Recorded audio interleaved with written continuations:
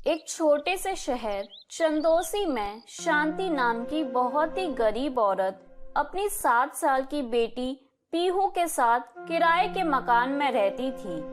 पीहू पढ़ाई लिखाई में बहुत ही होशियार थी, मगर शांति के घर के हालात बहुत ही बेहाल थे। इसलिए वो पीहू को पास के छोटे से सरकारी स्कूल में पढ़ने के लिए भेजा करती थी। एक दिन पीहू अपनी माँ से कहती है, माँ, आज मेरी क्लास की टीचर ने मुझसे कहा कि मैं अपनी क्लास में सबसे ज्यादा होशियार हूँ। मुझे तो किसी बड़े और अच्छे प्राइवेट स्कूल में होना चाहिए था।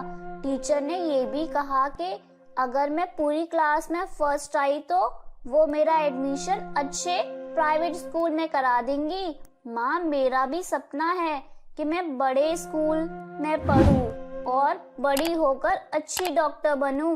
मेरी राजकुमारी बेटी को डॉक्टर बनना है। शांति मन ही मन सोचती है, अरे बड़े और प्राइवेट स्कूल में पढ़ाई के लिए तो बहुत पैसे लगेंगे।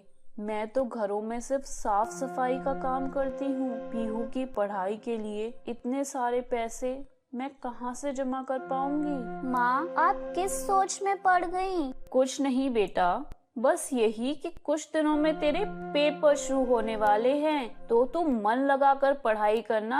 हाँ बेटा। हाँ माँ, मैं खूब मन लगाकर पढ़ाई करूँगी।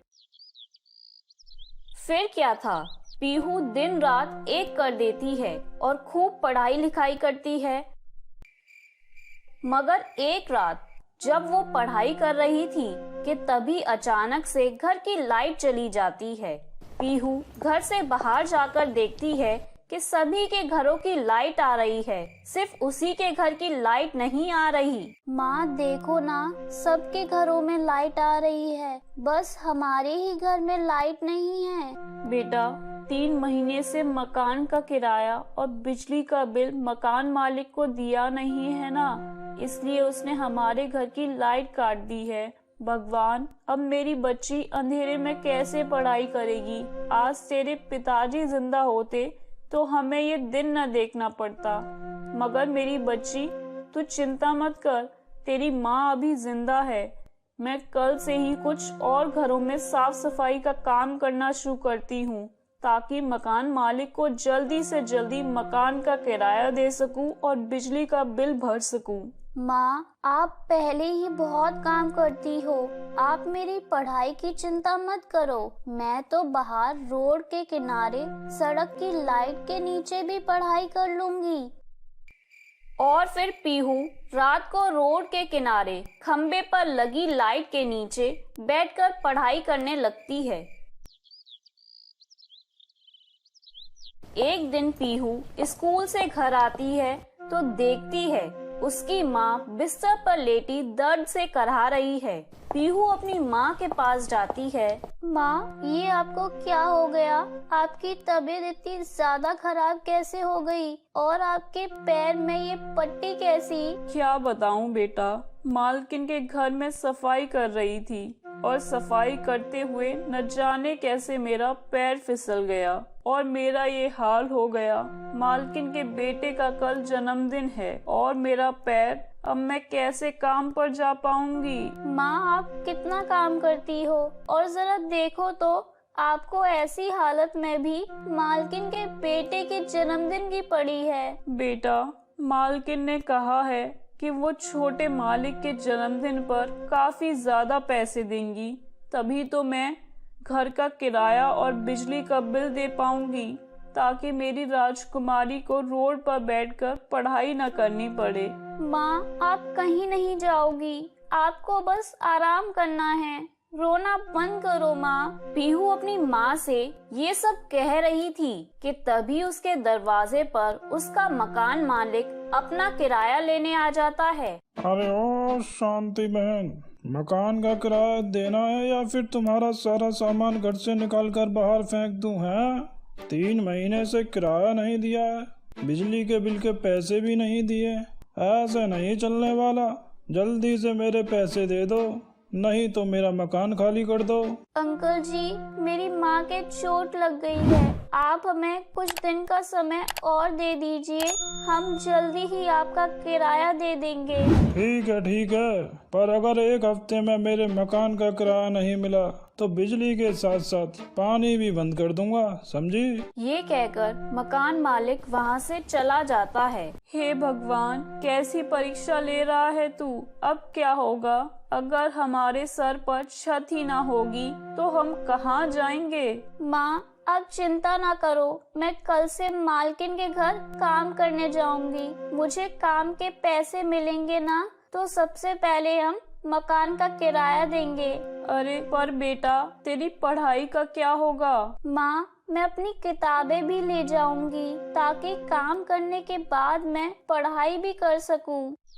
और फिर सुबह होते ही पीहू अपने घर का सारा काम करके माँ को दवाई देकर मालकिन के घर साफ सफाई करने के लिए चली जाती है और वहाँ जाकर फटाफट काम खत्म करके एक कोने में बैठ जाती है और अपनी किताबें खोलकर पढ़ाई करने लगती है।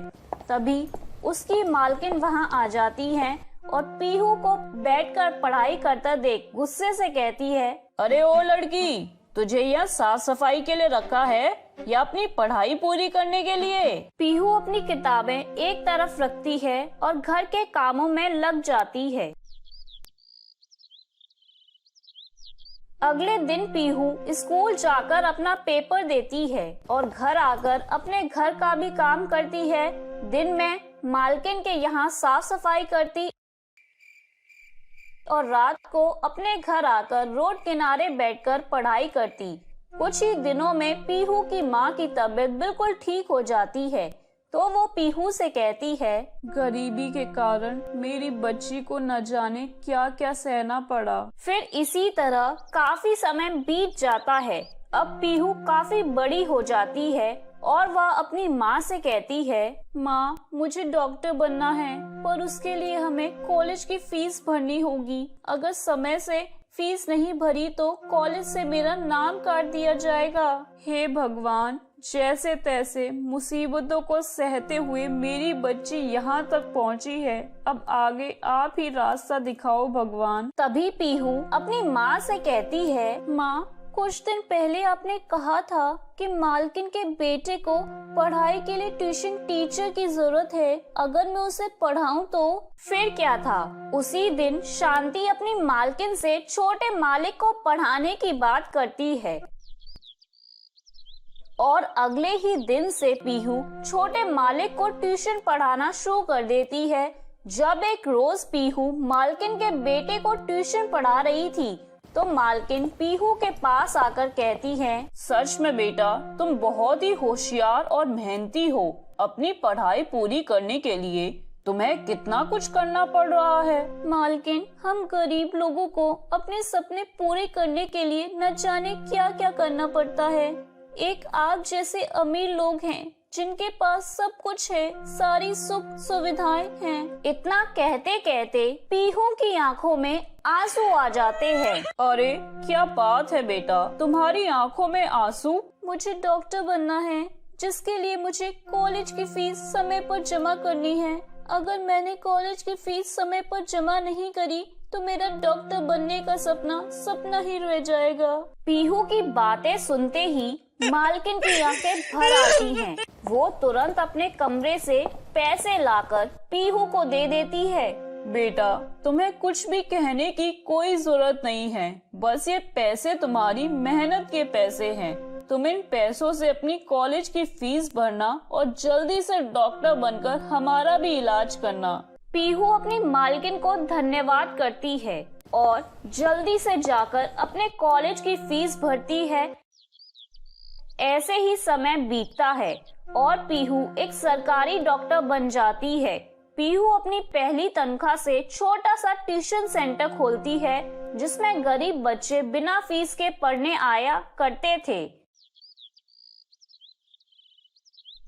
एक दिन पीहू की माँ पीहू से कहती है, बेटा, अब तो तुम डॉक्टर भी बन गई हो, तो फिर ये ट्यूशन सेंटर खोलने की क्या जरूरत थी? माँ, अब तो जानती है ना कि हम दोनों ने गरीबी में कैसे कैसे दिन काटे हैं। मैंने अपनी पढ़ाई पूरी करने के लिए न जाने क्या क्या काम किए, इसलिए मैं चाहती हूँ कि गरीब बच्चों को भी मुफ्त में शिक्षा मिले, वो भी खूब पढ़े लिखे और मेरी तरह अपने सपने साकार करें। भगवान ऐसी होनहार बेटी सभी को दे। और फिर इसी तरह पीहू डॉक्टरी के साथ साथ गरीब बच्चों को फ्री पढ़ाई के लिए कई ट्यूशन सेंटर खोलती है, ताकि गरीब बच्चों को अपने सपने पूरा करने का मौका मिल पाए।